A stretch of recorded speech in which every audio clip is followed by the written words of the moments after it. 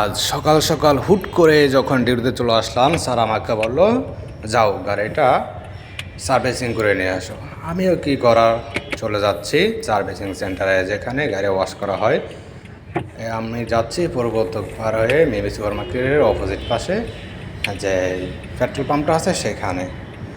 তো কিছু করার নাই ভাই, বাস্তব জীবনে অভিজ্ঞতা সম্পন্ন একটা কাজ হচ্ছে, যারা ড্রাইভিং করে তাদের কাজ হচ্ছে গাড়ির পাশাপাশি গাড়ির যত্ন নেওয়া এবং গাড়ির পরিষ্কার পরিচ্ছন্নতা আছে কিনা দেখা, গাড়ির এসএস আছে সেই দিকে ময়লা হয় সেগুলো পরিষ্কার করে। তো এই জন্য অন্তত পক্ষে মাসে মাসে না হলে 3 মাস পর পর হলো গাড়ি সার্ভিসিং সেন্টারে নেওয়া লাগে। তো চলে যাচ্ছি আমরা আপনি প্লাজার সামনে দিয়ে, এখন কিছুক্ষণ পরে চলে যাব আমরা সার্ভিসিং সেন্টারে। তো দেখা যাক বন্ধুরা কি কোথা থেকে দেখছেন আমার ভিডিওটি, সবাই লাইক করবেন, শেয়ার করবেন। তো আপনাদের পরিবারের কী অবস্থা সবাই জানাবেন। তো ভাইজান, আমরা যারা নতুন নতুন ব্লগ করি, ইউটিউবার করি, তো আমরা একে অপরের সাপোর্ট ছাড়া এগোতে পারবো না। তো আমরা আশা করি সবাই সকলকে সাপোর্ট করব। তো ভাই ইউটার্ন নিচ্ছে, ইউটার্ন নিয়ে সামনে হচ্ছে কিছুক্ষণ যাইলেই আমরা সার্ভিসিং সেন্টারটা পাবো। তো আশা করি আপনাদেরকে দেখাবো। তো A to Z সকল ভিডিও আজকে রয়েছে সার্ভিসিং সেন্টারে কীভাবে যেতে হয় এবং কীভাবে সার্ভিসিং সেন্টারে করতে হয়, সেন্টারে কাজ করাতে হয়। তো ঠিক আছে বাইরে অপেক্ষা করেন, আমরা যাচ্ছি। অলরেডি চলে আসছি কাছাকাছি, কিছুক্ষণ পরে দেখবো আমরা আমাদের গন্তব্যস্থানে চলে আসছি। তারপর দেখবেন আপনারা তারা কি করে গাড়িতে। তো কিছুক্ষণ অপেক্ষা করুন দেখবেন তারা কী করতেছে। চলে আসছি অলরেডি, বামে গেলে আমাদের সেই সার্ভিসিং সেন্টার। তো এই আর কি ভাই, আসলে এটা আহামরি কিছু না, কঠিন কিছু না, কিন্তু যারা নতুন তাদের জন্য অবশ্যই গাড়ি চালিয়ে কিন্তু রাখা হলো। গাড়ির ওয়ার্কার যারা আছে তারা গাড়িতে পানি মারতেছে, তারা প্রথমে গাড়িতে হালকা ওয়াশ করবে, ওয়াশ করার পর ধরে কী করে সেগুলো দেখতেছি। তারা বনাট করবো, বনাট করে তারা ইঞ্জিনে পানি মারবে। গাড়ির ফুলগুলি তারা লাগাচ্ছে, অতিরিক্ত যেই রাস্তার পিচগুলো আছে পিচগুলো চলে যায়, ছোটো ছোটো ছোটো ছোটো দাগগুলো থেকে যায়, পিচের কালো কালো দাগগুলো থেকে যায়, এগুলো তারা তেল লাগাচ্ছে, এগুলো চলে যায়। তারা দেখতেছে অলরেডি তারা চাকার উপর পানি মারতেছে, দেখা যাক তারপর তারা কী করতেছে। ছোটো ভাইটি কাজে খুব এক্সপার্ট আছে, সুন্দর করে পানি মারতে পারে।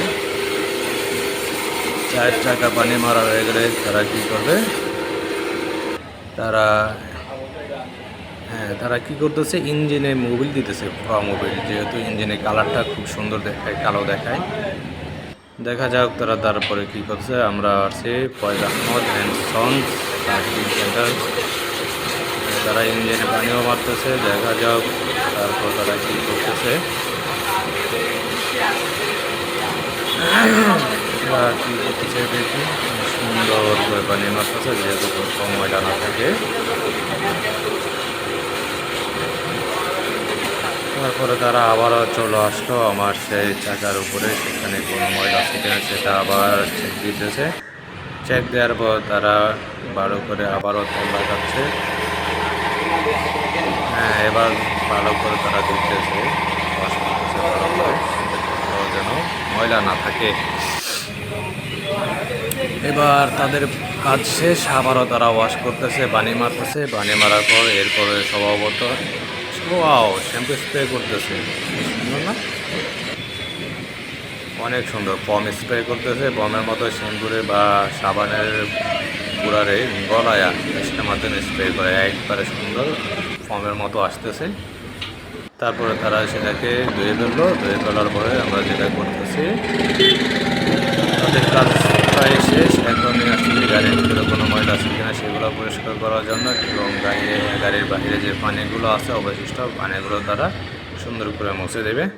মুছে দেওয়ার পর সব আমরা চলে আসলাম, আমাদের কাজ শেষ। এখন চলে যাচ্ছি বাসায়, পূর্ববর্তী মোড়ে চলে আসছি। এখন এখান থেকে চলে যাব, আমরা বাসায় চলে যাব। তো সকলেই আসলে ছোটোখাটো কাজগুলো সবাই করবেন, কারণ হচ্ছে এতে মালিক খুশি হয়।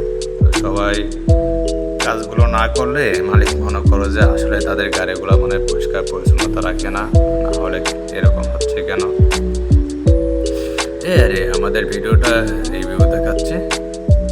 যাই হোক, সকলে স্থান থেকে ভিডিওটা দেখার জন্য ধন্যবাদ।